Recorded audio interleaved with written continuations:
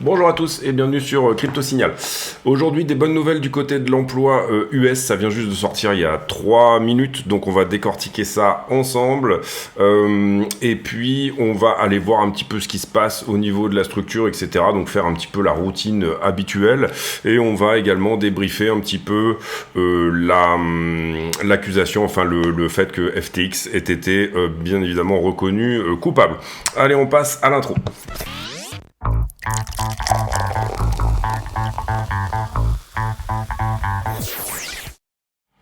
Alors, on est là sur le BTC face au dollar en 4 heures, comme d'habitude. Bon, alors, d'une certaine manière, vous le voyez ici, on a cette structure haussière, d'accord? Je pense qu'on va retravailler un petit peu cette trend, parce qu'elle me paraît intéressante à retravailler. Pour le moment, on ne perd pas. Je dirais que même ce creux est intéressant, parce qu'on a fait un plus haut ici. D'accord. Et pour le moment, il n'est pas perdu. Pas mal de liquidités néanmoins sous ce creux. Donc attention à ça, ça pourrait aller dessous. Aller faire une petite mèche pour éventuellement repartir.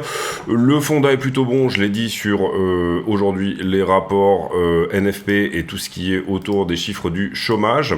On avait ici cette trend baissière qu'on va pouvoir retravailler un petit peu aussi. Qui, je pense, est en ce moment en train d'être cassée. Et donc personnellement j'étais en short ici, je garde un runner sur ce short, mais néanmoins j'ai pris un TP partiel ici et j'ai ramené mon SL à break-even. Donc ce short est profitable, plutôt en recherche de longue là tout de suite sur la structure pour au moins surfer cette news. On va dire ici, au moins je dirais que... Et encore une fois, on parle d'intraday ici, donc ne me faites pas dire ce que j'ai pas dit. Je dirais venir peut-être prendre ça. Voilà, ici, là, dans la zone. Maintenant, mon short, si jamais il se passe bien, c'est-à-dire si jamais ça, c'est un fake-out, on a quand même des chances de venir continuer ici, et bien tout simplement, cet élargissement. D'accord, 1, 2, 3, 4, soit en rotation partielle ici, c'est peut-être ce qui est en train de se passer sur ce breakout, ou alors tout simplement on continue et on vient chercher ici sous les 33, ce qui serait personnellement ma zone de TP max, on va dire ça comme ça. Donc pourquoi on a pris un TP ici sur la zone quand même, et pourquoi on s'est mis à break-even? Tout simplement parce que on ne veut pas nécessairement choquer, altérer, essayer d'aller contrarier une tendance qui est haussière. Et d'ailleurs, si je vous replace un petit peu la trend un peu mieux, maintenant on a eu du développement, donc on peut éventuellement se dire que c'est pas trop mal. Vous voyez que on a ici une touche, on va la mettre plus haut, une touche, deux touches, trois touches, peut-être qu'on est ici au point où effectivement le prix est censé réagir. Maintenant, la réaction sur à 13h30, la news autour du chômage a été plutôt pulse, elle a été plutôt en haut, et on a une jolie structure de retournement ici, vous le voyez, en 15 minutes, donc pourquoi pas avoir cette cassure. Donc là on joue un petit peu les deux sens. Au moins, on va dire ici pour venir chercher ça, je dirais en longue, et au moins éventuellement pour une continuation baissière, voilà, retourner chercher ça ici.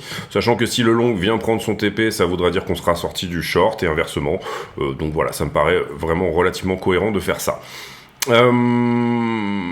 On va voir ici comment ça développe. Peut-être que pendant la vidéo même on aura des développements, ça peut être intéressant. Et puis voilà sur un petit peu cette idée-là de si vous rentrez dans un short contrarien, c'est-à-dire contre tendance, ne pas hésiter ici éventuellement à se hedger quand vous ne contrariez pas la structure qui elle-même est haussière, d'accord? Donc voilà, ici bien évidemment, quand je dis on vient chercher ça, ça veut dire on peut avoir du runner qui va plus haut, c'est-à-dire revenir chercher carrément ça, sans problème, et donc du coup, là je parle bien évidemment d'une sorte de TP de hedge, du moment où effectivement ce long devra être rentable. On continue sur Ethereum BTC. Toujours en période de range, on a perdu ce bas là. Est-ce que c'était un bas majeur? Non, pas nécessairement. Vous le voyez que le bas majeur il est plutôt ici, c'est là qu'on montre éventuellement une perte de la structure. Pour l'instant ça tient sur ce low là, on est actuellement en range là-dedans. Attention, un range en général est une structure de continuation. Néanmoins, voilà, il y a un support ici et il est plutôt costaud. Enfin, il semble, en tout cas, nous prouver, vous le voyez en termes de mèche ici, qu'il y a quelque chose. Au retournement de la structure, on ne l'aura que au 0,053 Bitcoin pour un Ethereum. Ethereum sur les perps, où on va peut-être prendre le contrat normal ici, le USDT. Non, on va prendre les perps. Même chose que Bitcoin, hein, on est peut-être en haussière ici, on pourrait tracer la trend également, et on voit que peut-être potentiellement on a eu un début de structure de retournement là. On vient de casser cette trend-ci. Je trouve qu'en ce moment Ethereum est intéressant à regarder parce qu'il est très légèrement plus... Comme il est plus risqué que BTC, il est très légèrement en avance. Voilà, donc il y a des choses peut-être intéressantes à faire en se disant que BTC va jouer la continuation d'Ethereum. À voir dans le temps si ça continue comme ça. Total 3. Enfin non, Total, pardon, Total sauf Alcoin, etc. Attention ici à ce retracement. Retracement qui finalement nous donne... hier on avait eu cette cassure, il faut que ça tienne ici, hein, sur cette zone-là. Il faut que ça tienne pour remontrer que ça y est, il y a de l'engagement sur toute la crypto et pas uniquement sur, entre guillemets, la news tradable qui est celle de Bitcoin. Hein. C'est comme ça que je qualifierais les choses. On le voit aussi sur le Total 3 ici, c'est un petit peu la même chose, où finalement on a ce break au-dessus de la structure et après derrière on réintègre. Ce qu'on veut, c'est que ça push ici. Néanmoins, les news, on va pas faire la stablecoin dominance, etc. On en a pas mal déjà parlé hier, je pense. Et les news, c'est que finalement, vous le voyez, c'est sorti il y a 3 minutes. On a un taux de chômage aux États-Unis qui augmente au-delà du consensus. On passe à 3,9. On a un rapport NFP également. Donc ça, c'est les emplois non saisonniers, nouvel emploi non saisonnier, on va dire créé, non saisonnier parce que non-farm, c'est pas des farmers, c'est pas des cueilleurs de fruits, on va dire ça comme ça. Et en l'occurrence, ici, on avait un forecast à 190 000 et en fait, on est en dessous, on est à 150. Ça, c'est une très bonne chose également. Le marché de l'emploi semble se détendre, en tout cas sur les infos qu'on en a du mois de octobre. Average hourly warnings, et ça c'est très important, en month over month, on a baissé. Donc les salaires diminuent, ou en tout cas, on ne rentre pas dans un système de spirale des salaires. Les hourly en year over year diminuent également, donc ça c'est plutôt une bonne chose. Weekly hours, c'est pareil, payrolls gouvernement, etc., non-farm payrolls private. Bon voilà, en gros, on voit que le chômage est à l'augmentation, ce qui irait plutôt dans le sens de Jérôme Powell, où on voit que le marché du travail se détend un petit peu.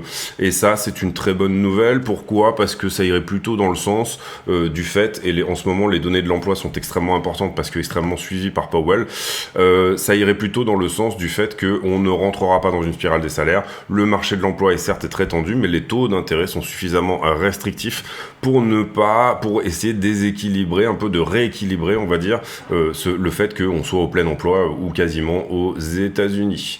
On passe sur les news, mais avant ça, une petite page de pub. Allez, on y va pour la page de pub. Quels sont les moyens d'aider la chaîne ? Eh bien, tout simplement, il y a déjà le bouton rejoindre ici sous les vidéos qui, moyennant une cotisation de 10 € par mois, vous permettra d'accéder à des vidéos privées. Ces vidéos, je les poste tous les jours. Vous voyez, on en est déjà ici à la vidéo numéro 57. Et dedans, on a des analyses approfondies sur le BTC, du risk management, du trade management, des analyses d'altcoin également. Voilà, petite vidéo tous les jours d'une vingtaine de minutes que je produis en plus spécifiquement pour les affiliés YouTube.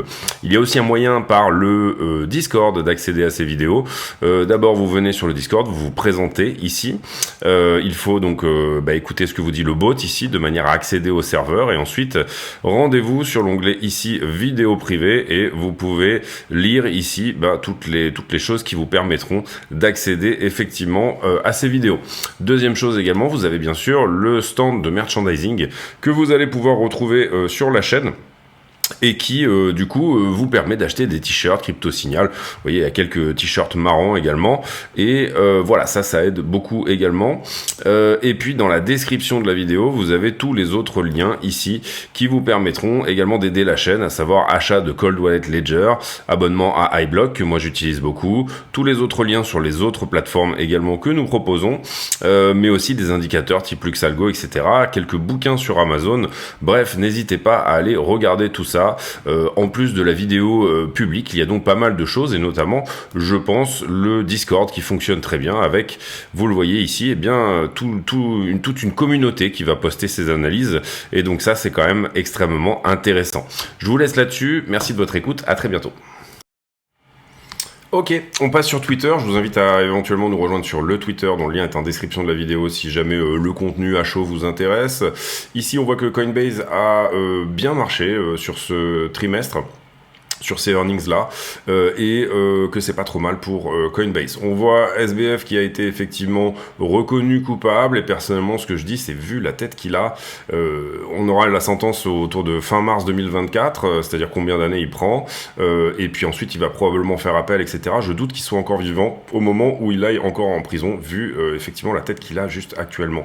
Apple qui dévoile des résultats impressionnants. Alors ça c'est à mettre entre parenthèses, il y a quand même des choses qui sont un petit peu mi-figue mi-raisin sur Apple, mais en tout cas c'est plutôt bien, c'est un des plus gros de la tech, et donc c'est plutôt une bonne chose. On ira voir derrière les earnings réellement. Ici, bon, vous le voyez, SBF peut effectivement faire appel jusqu'au 28 mars 2024, enfin la sentence sera déterminée et il pourra faire appel désormais, et là vous voyez la tête qu'il a, c'est quand même, voilà, on dirait qu'il a quand même bien morflé.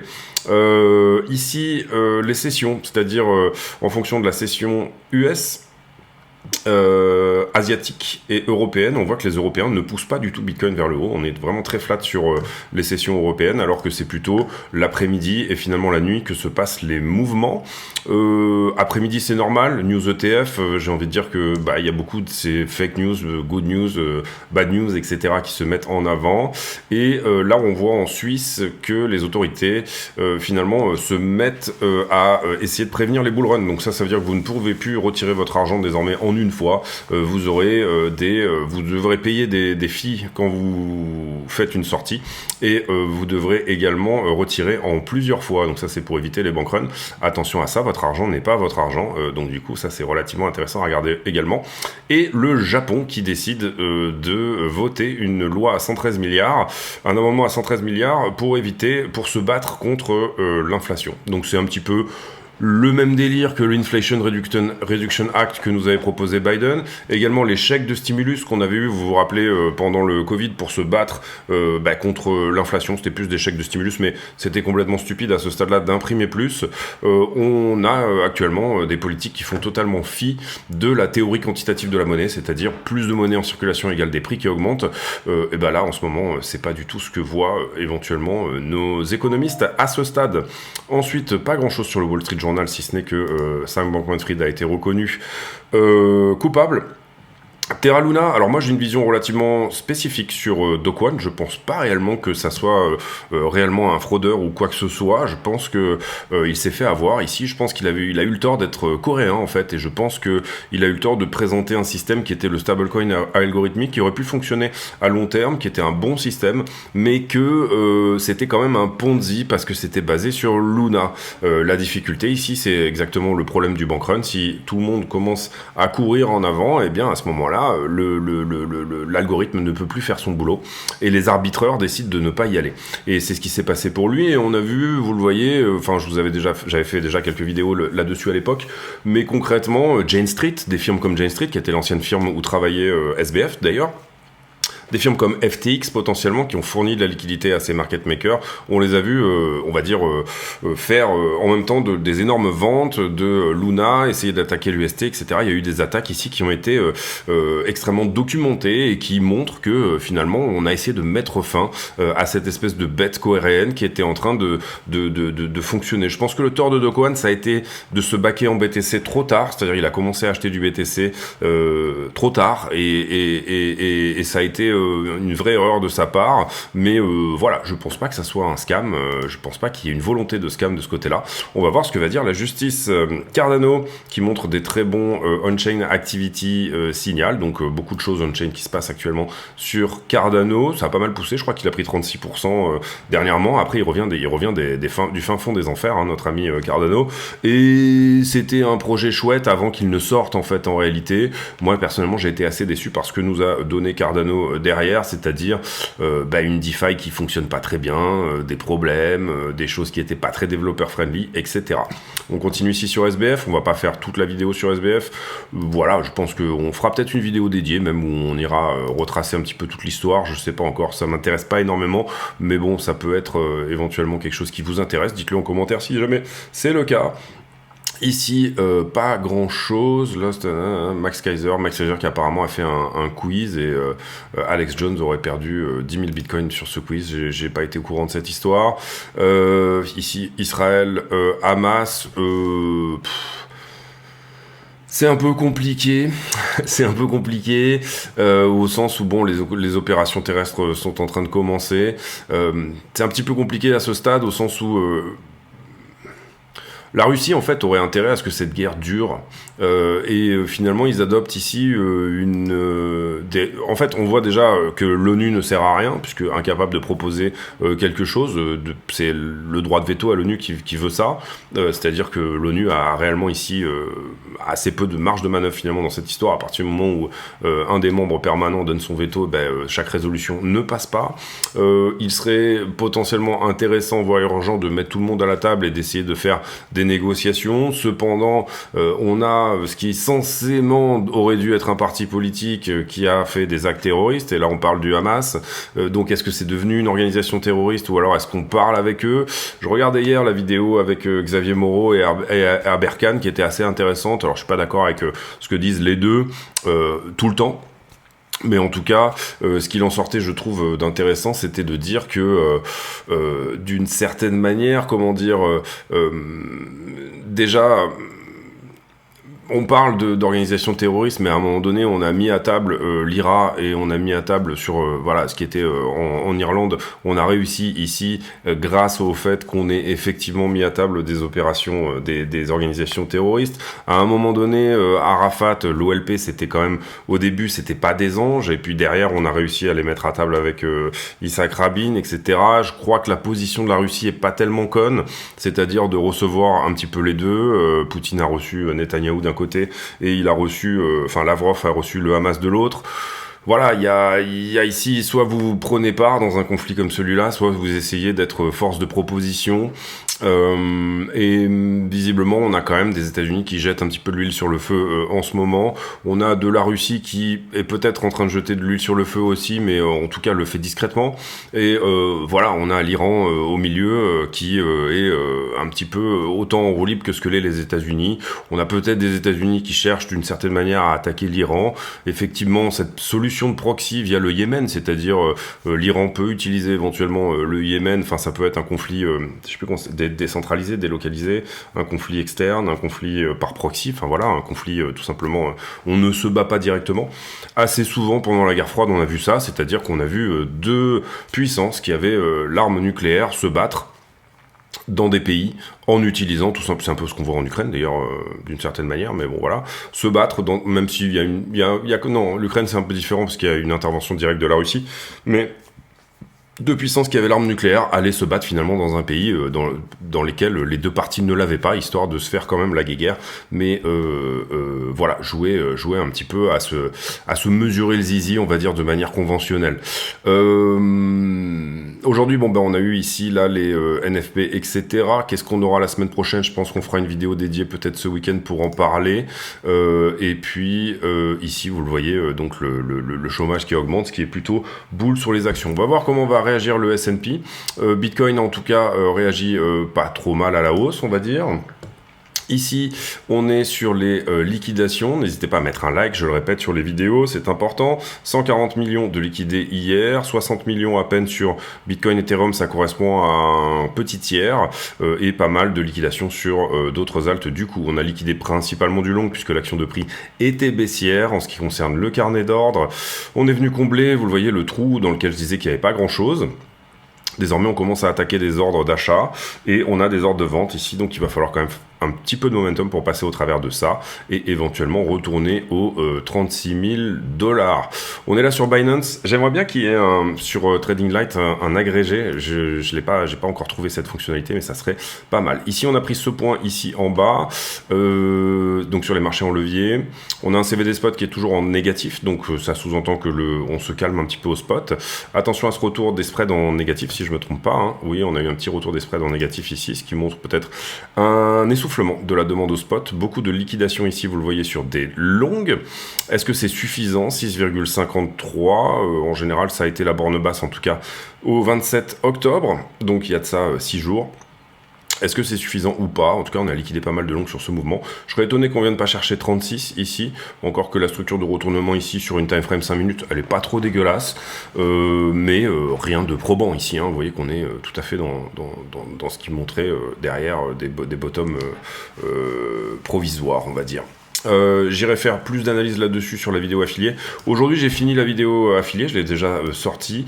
On a analysé 190 altcoins. Alors, on l'a fait graphiquement, hein, ça a été une analyse rapide en mode barre espace, on regarde, etc. Mais je pense que c'était assez intéressant. Ici, on voit très bien cette descente, cette position short qui avait été ouverte, qu'on est quasiment venu chercher, donc elle a peut-être été sortie à ce moment-là. En tout cas, la liquidité ici s'est libérée, on a recontinué vers le bas, et comme je vous le dis ici, on a quand même cette petite poche en 5 jours autour des 36 qui pourrait être intéressante. Pas énormément de short sur la zone derrière, donc ça irait pas forcément dans le sens d'un mouvement haussier, sauf demande au spot, et sauf si cette news autour de l'emploi peut permettre tout simplement de dégager vers le haut. On a un ratio long short, enfin c'est plutôt en valeur, un delta long short en valeur qui est positif toujours sur le 5 jours.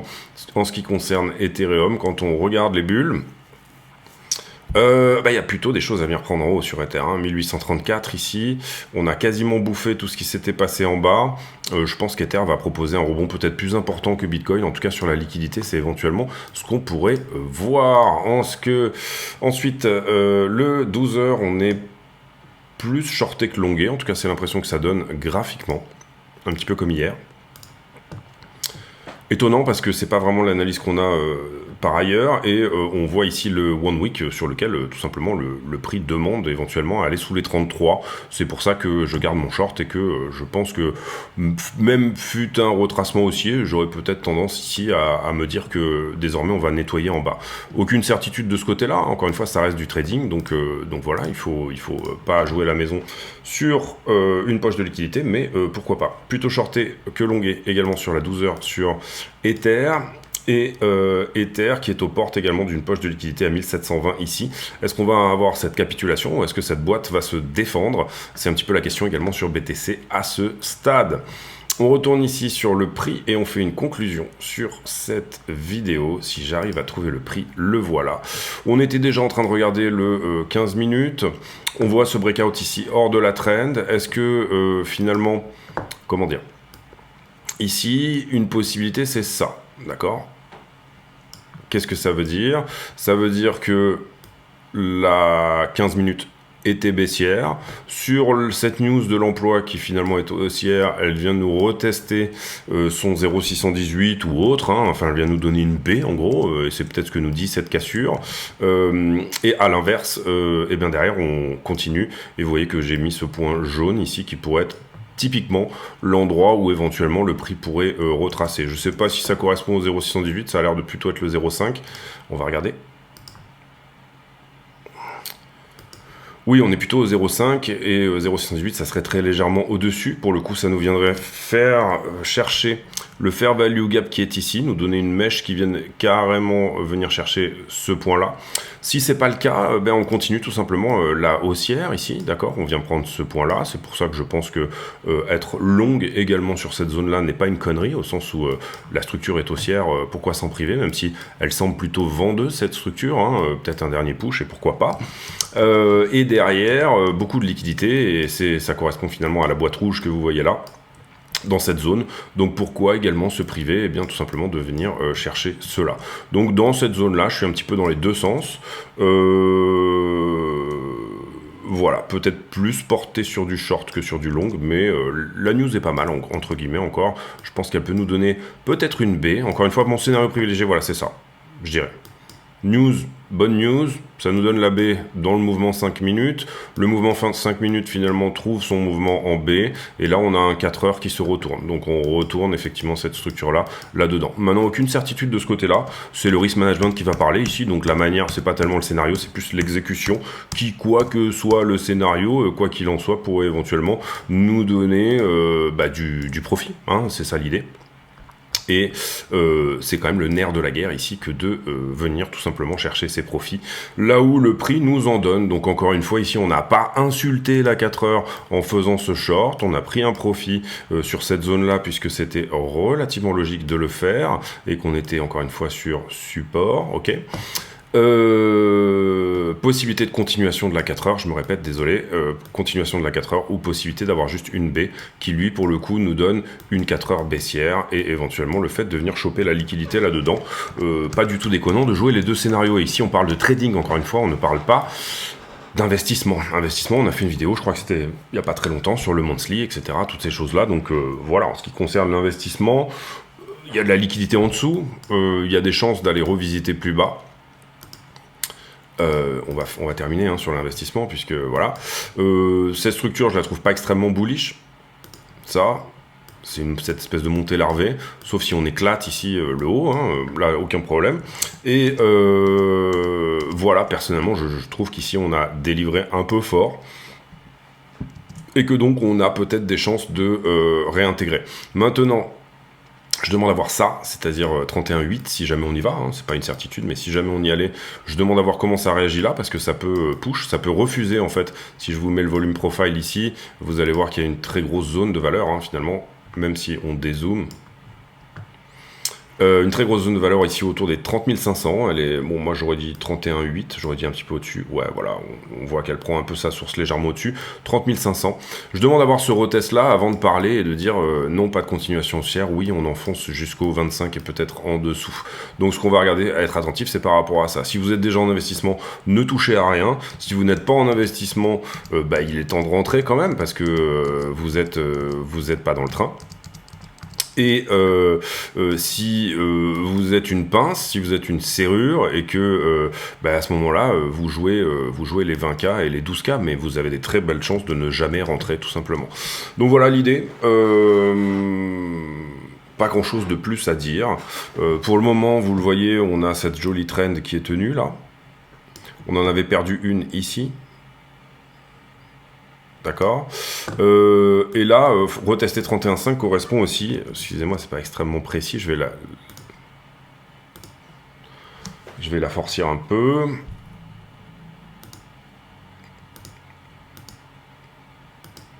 Voilà, on a cette trend ici qui a très bien tenu.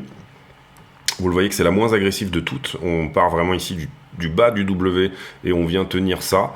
La retester ne serait pas déconnant. Qu'est-ce qu'on est en train de construire là-dessus? Peut-être un biseau, peut-être quelque chose comme ça. On va voir comment ça casse ici et où ça va désormais. Si jamais on vient à péter la zone ici, et c'est un petit peu le cas, c'est un petit peu ce qu'on est en train de faire finalement. Si je vous trace ici par exemple, quelque chose avec ça. Voilà. Voilà, vous voyez que c'est au dollar près, c'est propre. Donc ça, c'est propre. 1, 2, 3, 4 par exemple, ici, 29,5, 30, ça dépend de où est-ce qu'on y va, quand est-ce qu'on y va. 4 et 5, et ensuite, soit on casse ce biseau vers le haut, c'est une figure bearish, si on la casse vers le haut, c'est extrêmement bull. Si jamais on la casse vers le bas, c'est un retour à la vague 2, c'est-à-dire ici, 25. Ou en bas du biseau, c'est-à-dire ici 17. Pour le moment, en chartisme, voilà, ça serait la vision que j'en ai, c'est-à-dire, voilà, 1, 2, 3, peut-être une 4 ici, peut-être une 5. Compliqué de appréhender une figure chartiste avant qu'elle n'arrive, d'accord? Pour l'instant, on est juste sur une accumulation et le haut d'une accumulation qui se rencontre. On n'a aucune certitude que tout ça va se passer exactement comme on le dit. Maintenant, voilà, ça pourrait être un scénario en termes d'investissement que de rejeter un petit peu plus haut, par exemple 38 une première fois, venir chercher ici 31,5, accepter le retest, je parle de celui-là. D'accord, accepter ce retest là, venir chercher un peu plus haut, on a les targets de 43-44 sur l'ETF spot, donc pourquoi pas, ensuite venir perdre cette trend et prendre le bas de la vague 2, donc 25, donc là on viendrait cueillir beaucoup de liquidités et ensuite repartir. Ça c'est une possibilité qui existe. Derrière on a 20K qui est un creux majeur et qui serait en dessous du bas de la vague 2, mais qui est pour moi le creux majeur. 20K est le creux majeur à ne pas perdre. Si on perd 20K, à part mécher à 17,5 et repartir, je vois pas vraiment de sens ici.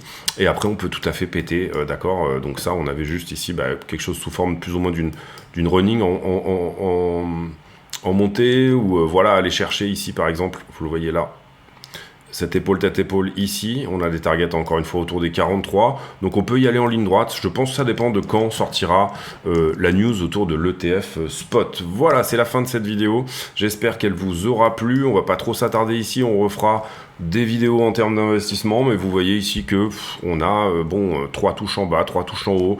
Peut-être commencer ici à se préparer à ce genre de scénario. Et encore une fois, pour de l'investissement, si vous n'êtes pas dans le train, j'ai envie de dire n'attendez pas trop parce que ça peut pousser, et si vous êtes une pince, si vous êtes une serrure, si vous dites moi je ne rentrerai pas tant que avec mes 60 000 $, j'ai pas 5 bitcoins, donc je paierai que les 12, etc., etc. C'est pas pour moi une bonne manière de faire, d'essayer de timer les bottoms et ce genre de choses, mais c'est juste que vous êtes une pince et que vous acceptez à ce moment-là de ne pas rentrer quoi qu'il en soit. C'est-à-dire que si aujourd'hui avec vos 60 000 $, vous achetez 2 bitcoins à 30 000 par exemple, et que vous en voulez vraiment que 5, pourquoi pas? Sincèrement, pourquoi pas?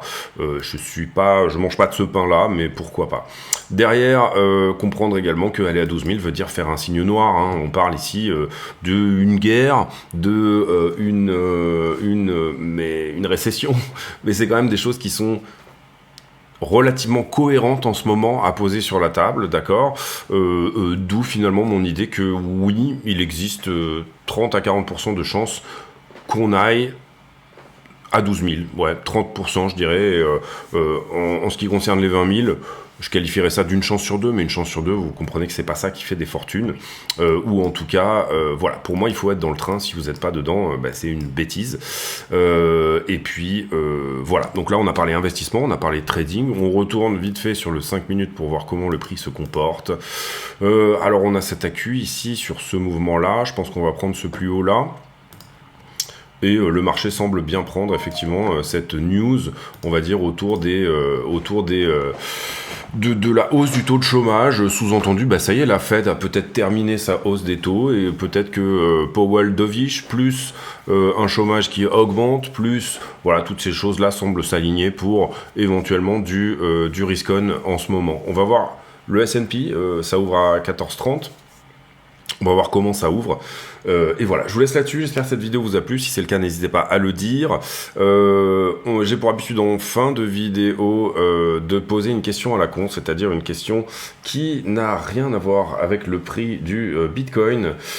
Et allez, est-ce que vous mettez du parfum ou plutôt du déo? J'ai peut-être déjà posé cette question. Voilà, est-ce que vous mettez du parfum? Personnellement, je mets un parfum de femme en fait, mais qui est très masculin, très wood, très musc, voilà, très puissant. Je sais plus comment il s'appelle. Discward, ouais, c'est ça, Discward, wood, quelque chose. Et je mets du déo aussi, donc déo sous les aisselles, parfum sur la nuque, je sais pas pourquoi Bon, c'est une question à la con, en même temps c'est le principe. Je vous laisse là-dessus, j'espère que cette vidéo vous a plu, on se retrouve demain, portez-vous bien, ciao ciao.